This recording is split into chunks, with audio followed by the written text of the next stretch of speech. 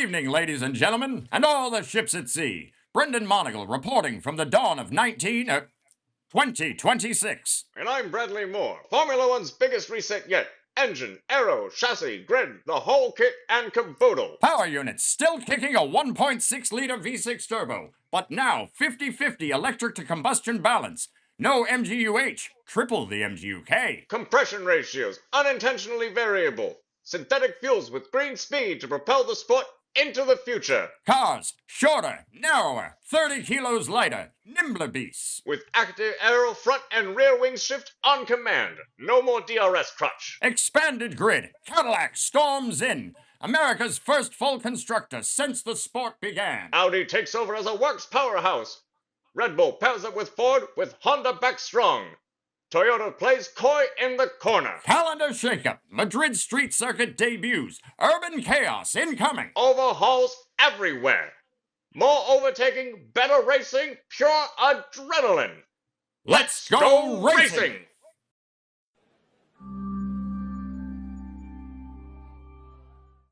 F1 is back in 2026. Welcome to the B-Mo2 F1 Podcast. Two Southern California natives obsessed with strategy, rapid pit stops, and driver's radio drama. B-Mo the Elder. B-Mo the Younger. Cadillac finally gives us Yanks' stake. Bottas and Perez back on the grid, ready to fight from day one. Audi's jumping in full throttle with a new engine and a new attitude. And with Adrian Newey reuniting with Honda at Aston Martin, this grid is stacked. Half electric, half carefully controlled explosions, drivers battling energy like never before. Active aero, overtake mode, narrower cars dancing through corners. Madrid streets, the potential for chaos is incalculable. This isn't evolution. This is revolution. There's the potential for upsets everywhere. Can McLaren defend their title? Will this finally be Ferrari's year?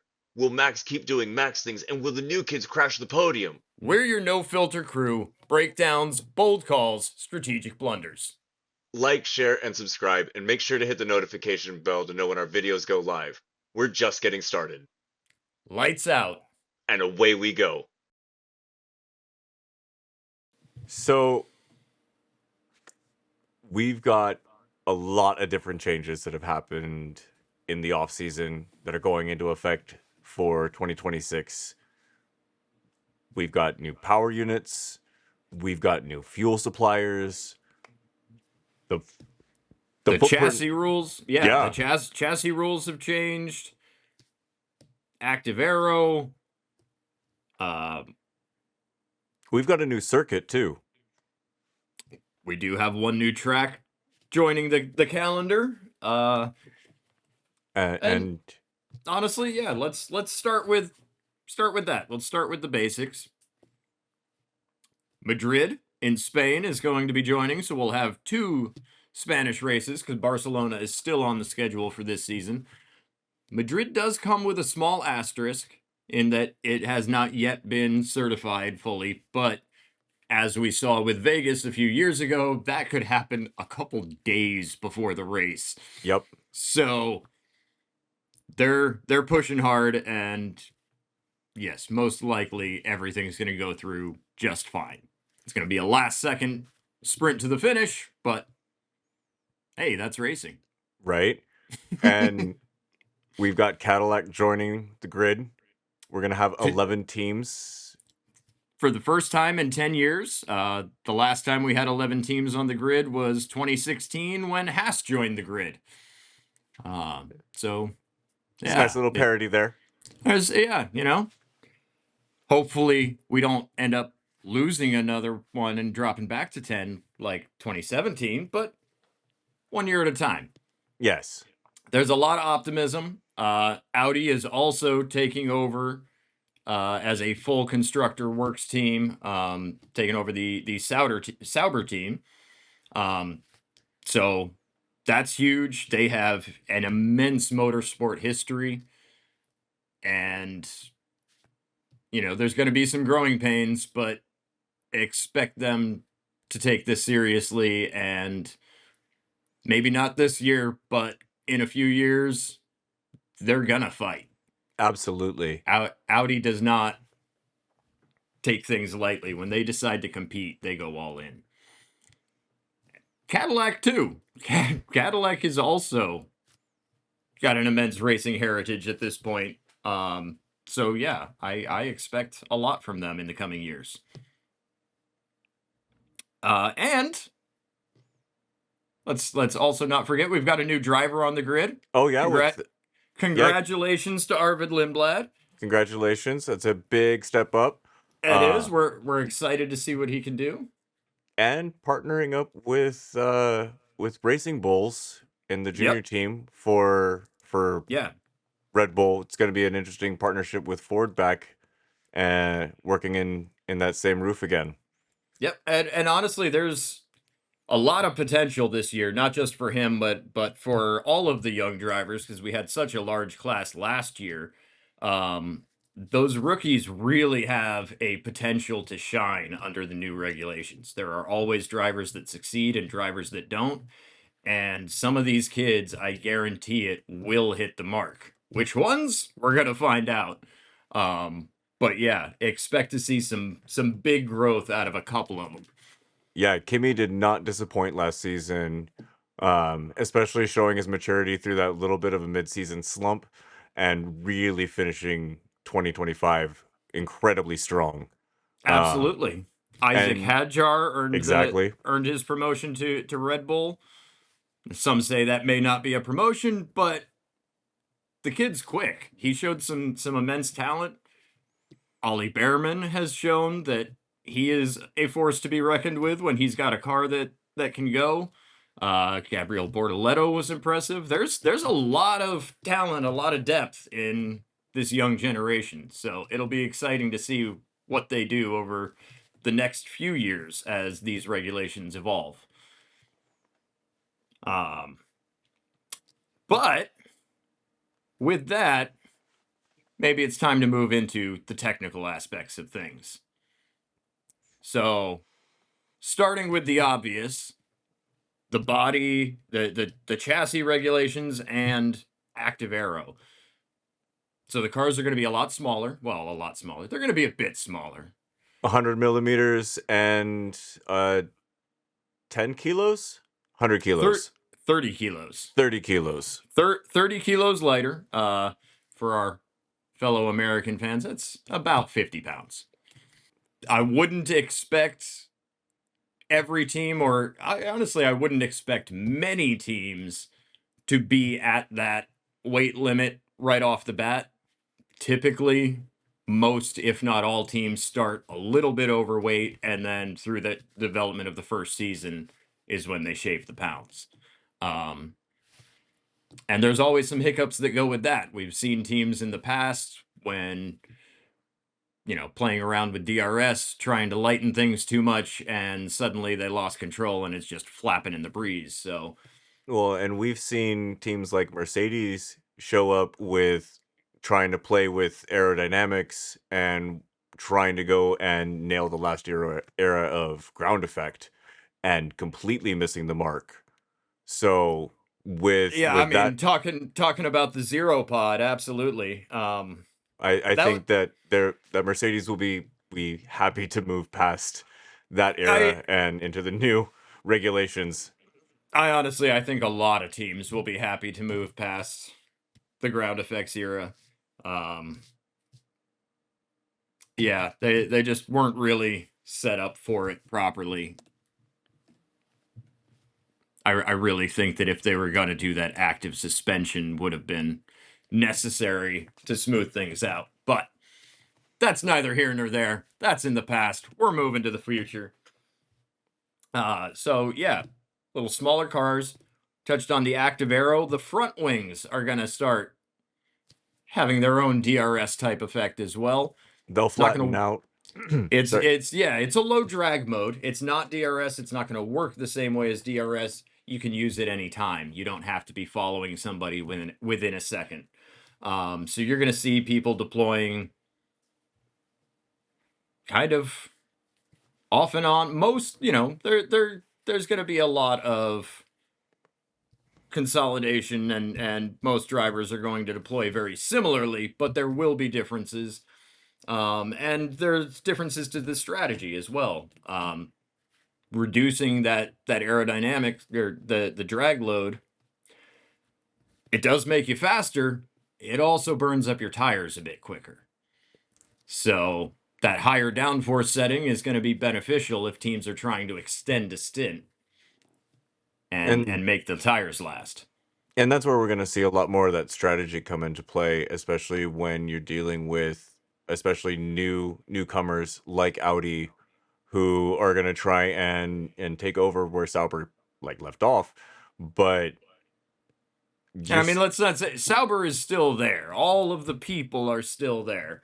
It's not like they completely disappeared, but yeah, it is officially renamed and officially taken over by the Audi racing team. So does give them a lot more resources than they had in the past, and yeah, hopefully some serious potential for growth there. And that's Mattia Binotto, that's team principal over there. So he's back at the helm once again. Maybe this time it's the vengeance arc against Ferrari. We could see. I mean, he's already stolen a number of their staff, so absolutely. I got one more thing to add on it. Crazy thought that I've had, and this is pretty wild, but it's also the type of thing that I had the thought, so somebody else has probably had the thought too, and I could see somebody trying this, is because you can choose activate when you're in that low drag mode versus when you're in that high downforce mode, kind of whenever you want. I think that there are certain spots, there are certain barely turns on a number of tracks, right? It's not straight, but it's flat out. And it could even be flat out in a low downforce mode, right? We've seen certain places where, yeah, you can take a turn with DRS open. We've also seen places where that doesn't work.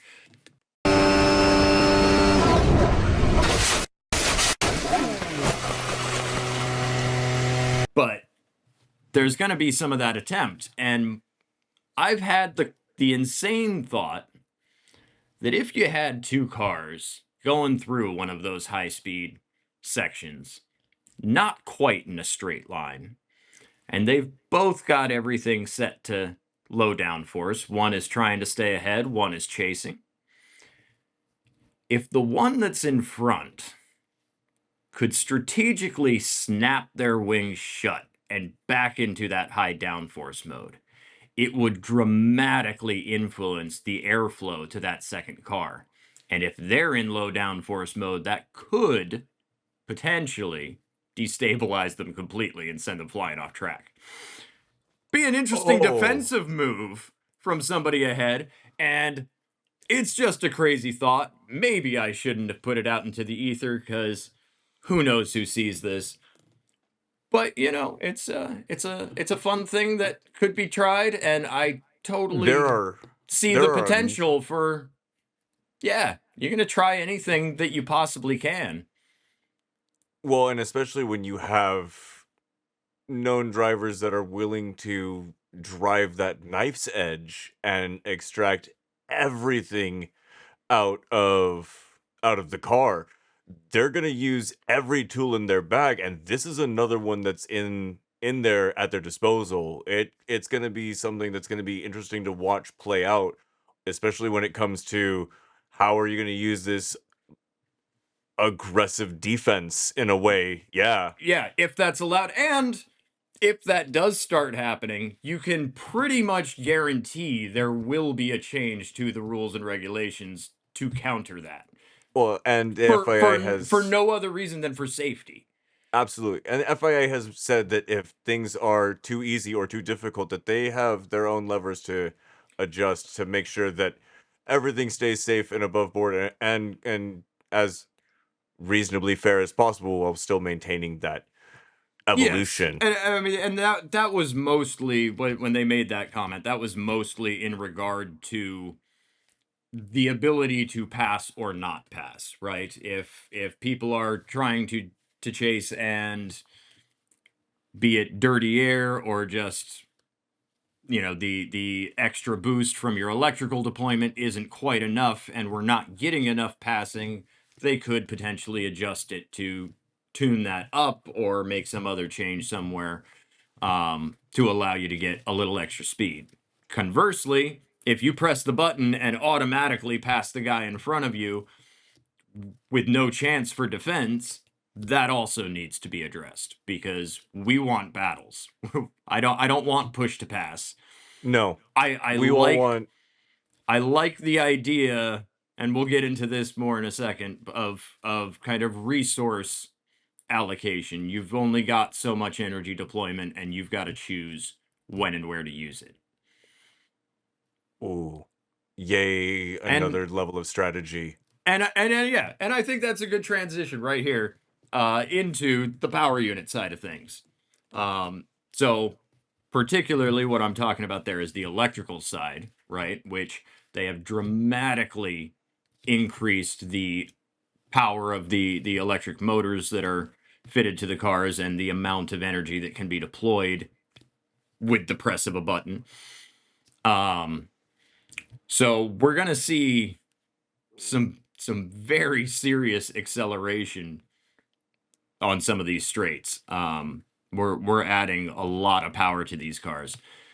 The idea had originally, I think, been to keep the total power level about the same, but I don't think that that's worked already.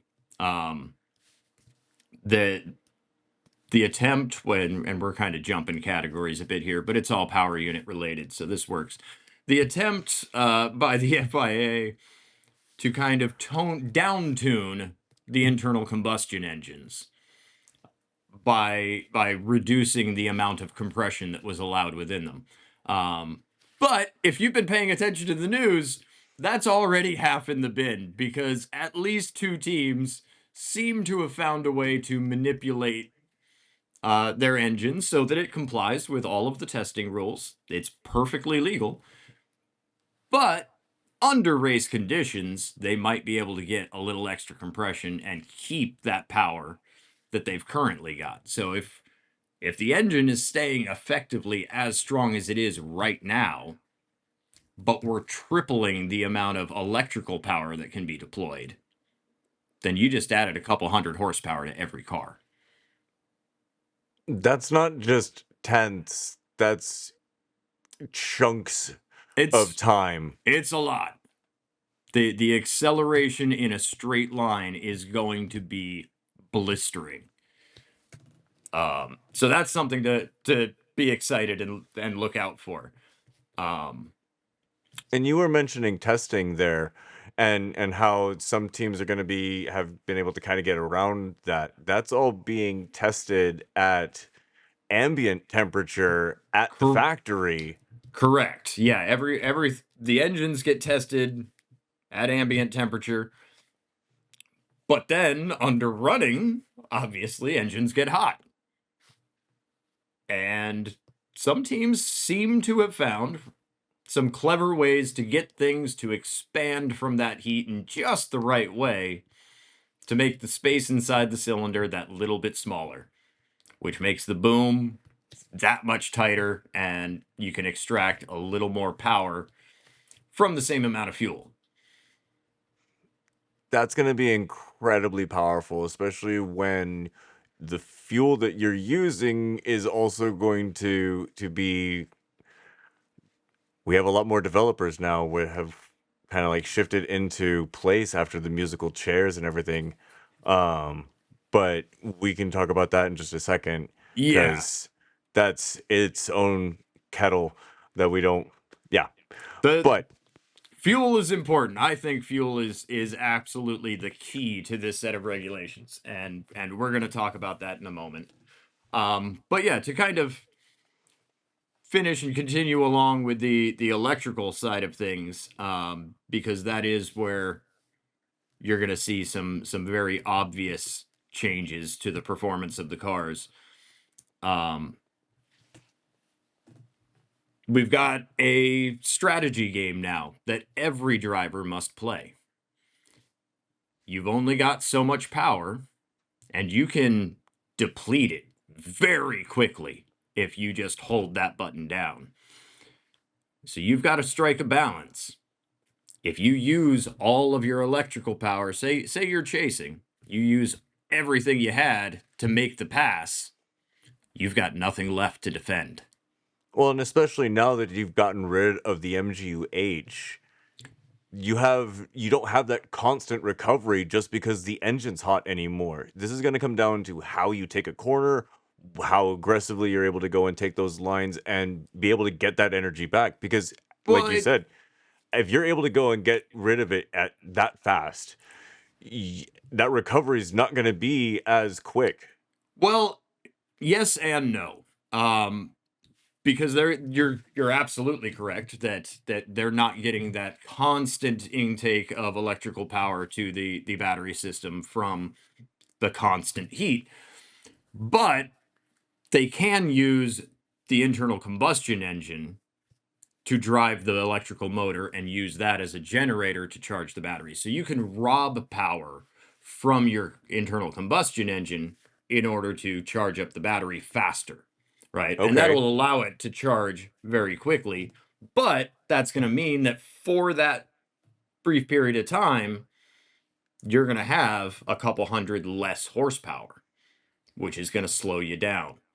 So you've got to choose when to do things like that. Obviously, I think if you're going to be stealing power from your engine, the opportune moment is in a slow speed section. You're not going quick anyway, you can take some power away, right? But you never want to be recharging from the engine on a straight. That's going to kill your race.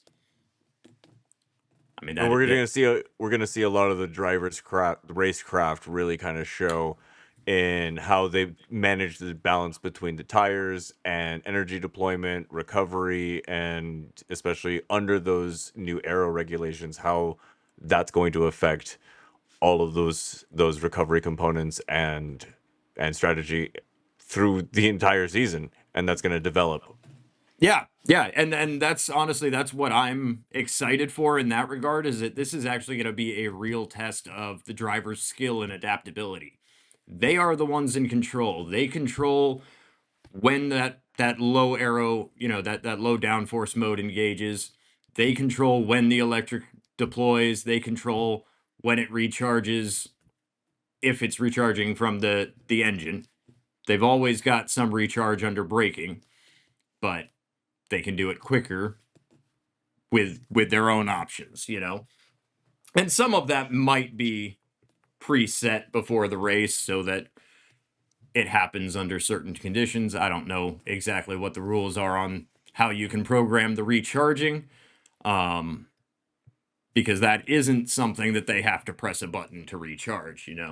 There are ways of programming that, but This that'll might be be an interesting thing to see. But yeah, but it's each driver is going to have to balance all of those things. Balance the aero, balance the electrical deployment, balance the tire degradation. And yeah, we're going to see a lot of passing. I think it's going to be difficult at first to understand who's actually in the lead because the strategies will be wildly varied. And oh yeah. that's exciting. Like, yeah, Well, we and we, we one of the might other get away angles from processions. one of the other angles to think about too is we've got Cadillac joining in as a customer team with Ferrari, and how much of that powertrain is going to be responsible from Cadillac as well as from Ferrari. And you've got Audi joining in and really attacking this from an entirely different angle, and how many of the moving parts are going to be subject to reliability in that development. Because yeah, a lot of that's going to be on the driver too, but they've got to have a car underneath them that's going to be able to let them push. Oh, and that's an excellent point. The reliability under any new set of regulations is always a concern. There are always things that break, especially in the early season. So expect a lot of DNFs at the start of the year. And it could come from some of your favorite drivers, depending on what happens. Yeah. And a big part of that, I honestly think that some of those teams that we kind of alluded to that may have found some ways to tweak the engine compression by getting things to expand and stretch in just the right way, well, that also tends to put stress on certain parts. So I could see that while those teams might have a power advantage, they might also have a reliability disadvantage. So that's something to watch out for. And there's and limits to how many parts you can take on those reliability points. So you're gonna have yeah. to balance your long-term goals over when you might have strength at a race too, and making sure that you're prepared to take the advantage when you're given that opportunity too. Absolutely, yeah. And you know, to what you were saying with Audi, they are a new team. They are bringing their own engine. They are coming in with everything from the get-go. So yeah, joining a new sport. Hi there. With completely new technology and a new power unit that, as we're going to talk about in just a moment here, is running on completely custom fuel. Things could go great, or they could go really bad real fast. So that'll be something interesting to see. Hi, Geladon. This is Hello. Geladon. So we've alluded to it enough. Let's talk about the fuel. Yeah, because this is going to be the biggest shakeup, I think, as well, when it comes to where teams are going to be able to extract the most potential, whether that's from a weight reduction potentially, because they're able to extract more energy out of the fuel, whether you have new teams that are taking over petrol responsibilities like Castrol, who have done lubricants before, but moving into the fuel space should be a nice, easy jump, but it's still a new space for them. Yeah, well, I mean, it's a new space for them within Formula One. It's not like, because it's not just Castrol, it's BP Castrol. It's a larger company there, and BP definitely knows their gasoline, right? Yes. So the companies all have experience. But yeah, I mean, let's talk about it. So we've got 5 different engine manufacturers this year. Mercedes is supplying themselves as well as 3 other teams. You've got Ferrari supplying themselves as well as 2 other teams. And then we've got Aston Martin running the Honda engine. You have the 2 Red Bull teams running the Red Bull Powertrain's Ford engine. And who am I missing? And Audi, of course. Oh my God, I'm forgetting the new guy. So He'll get yeah, used to it. so each of those engine manufacturers has their own fuel supplier as well, and all of the customer teams. If you're a customer team for Mercedes, you're gonna get the Petronas fuel that Mercedes engine was designed to run on. If you're with Ferrari, they're running Shell product. If you're with Audi, they've got the BP Castrol. Yep. ExxonMobil with Red Bull Ford. Absolutely. And And then then Saudi Aramco with Aston Martin and Honda. So each of those is creating a sustainable fuel. At least that's what the headlines are calling it. I prefer to call them a synthetic fuel. They are synthetic fuels. I don't have enough information to say whether or not they're actually sustainable. that's the hope. And That you is know the what? hope. And they are made from non-fossil fuel ingredients. They are made from non-food carbon products. That could be, waste from food production, whether that's, corn husks or what have you, but not the corn itself, or anything else. It could be made from captured carbon.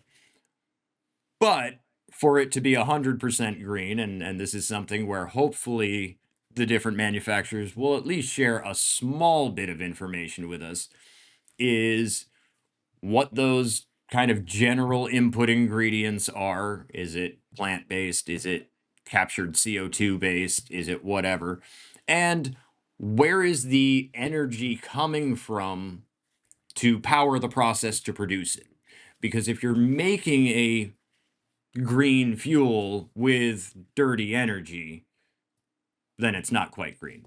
But that's a political issue, not really a racing issue. So we were talking earlier about the testing on the engines being done at the manufacturer under those those set like ambient conditions, right? When it comes to the fuel, is that going to be tested at the manufacturers of the fuel? How's that going to be handled? That is a good question. No. So the Formula One has a third-party testing lab where all of the samples of each fuel will be sent to the lab to be analyzed. And what they're going to do, this is one of the big changes to the fuel regulations this year, is they're going to be measuring the actual energy density of these fuels. So how much power is contained within a certain volume. That will then get combined during the race with the data from the fuel flow meters to measure the total amount of energy being fed into the engines.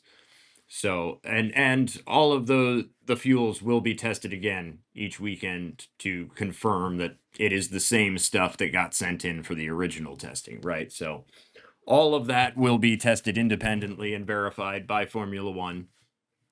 But it adds another layer to the strategy game and to the development race, because now it's not just the teams developing, but they are trying to develop alongside their fuel suppliers that are trying to develop a better fuel. If you can make a fuel more energy dense, and you can make your engine take advantage of that, then less fuel provides the same amount of power, and you just saved weight.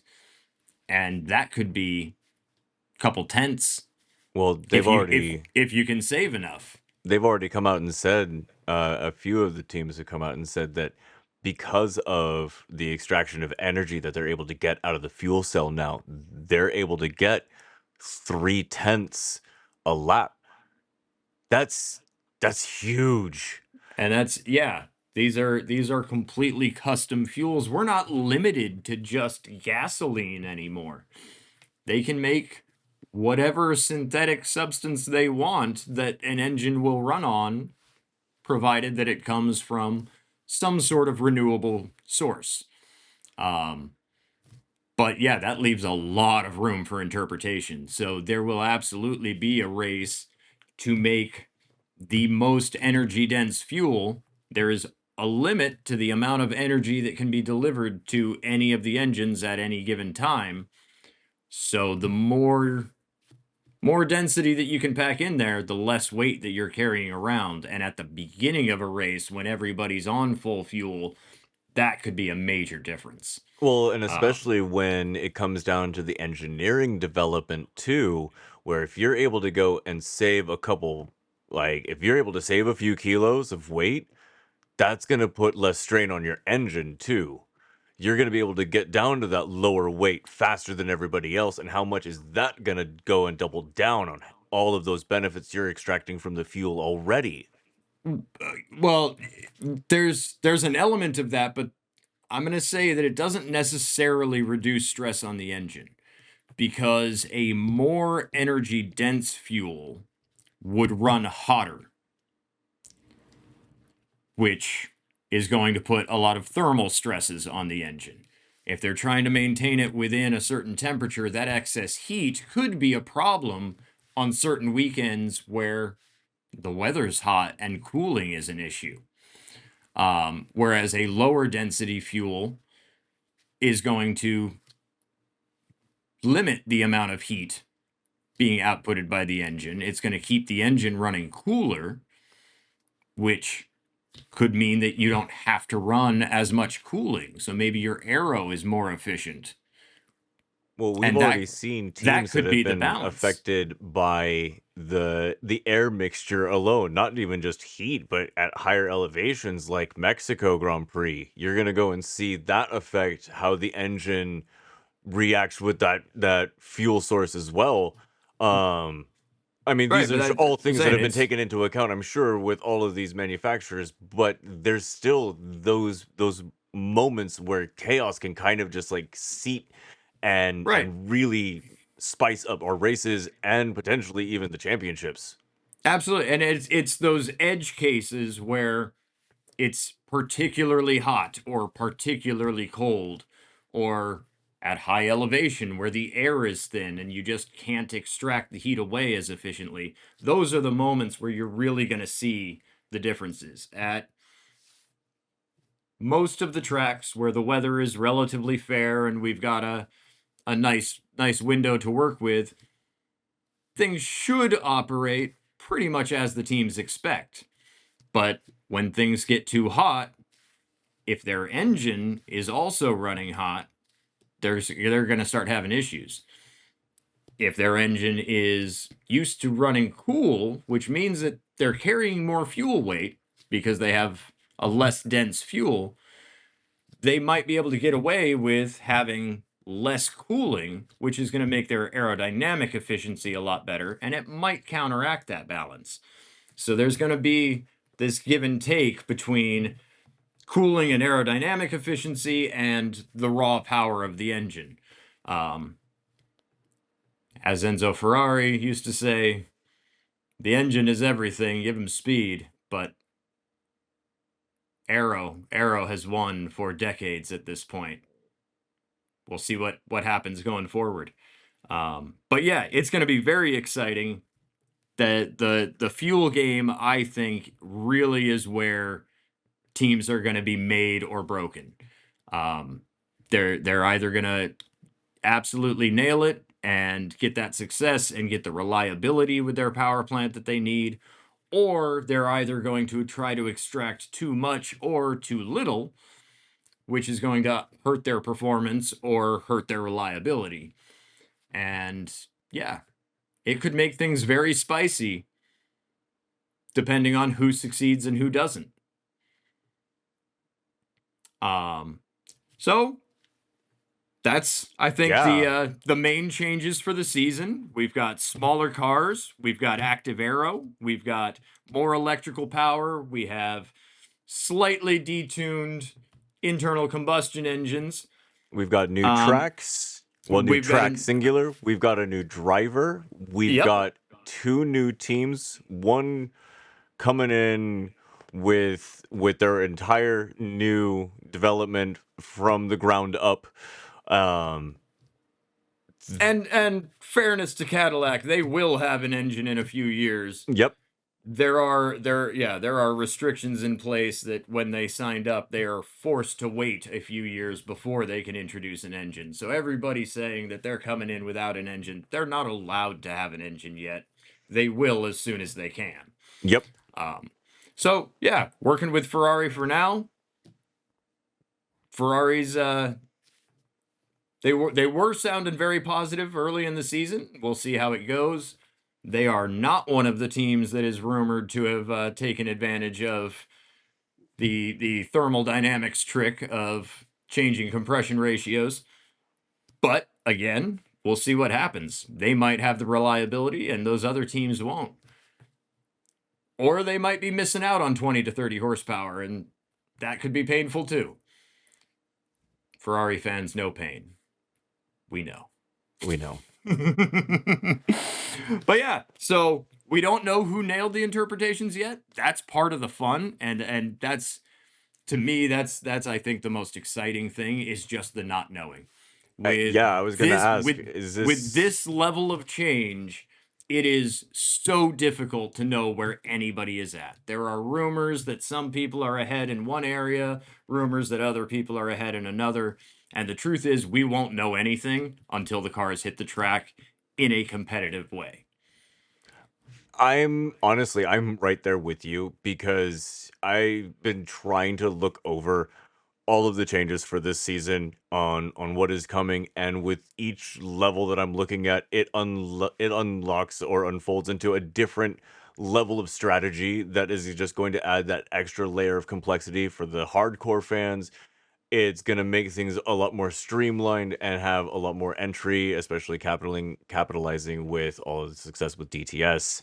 So like, I'm excited to have an American team finally actually coming in and Yes. properly, like, hopefully sticking around and properly making a mark genuinely.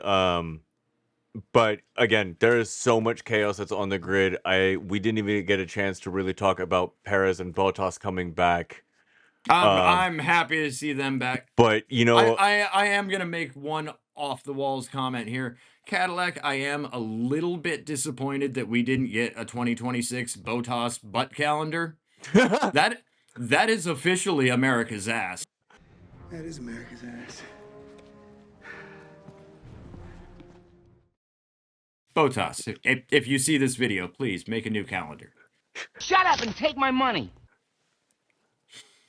Right? You're not at Mercedes anymore. American, we can have some fun here. yes, indeed. So on that note, come back and see us in a couple of days where we are going to make the most off the wall set of predictions that we can come up with, because we have no idea what's going to happen, but we're going to guess anyway.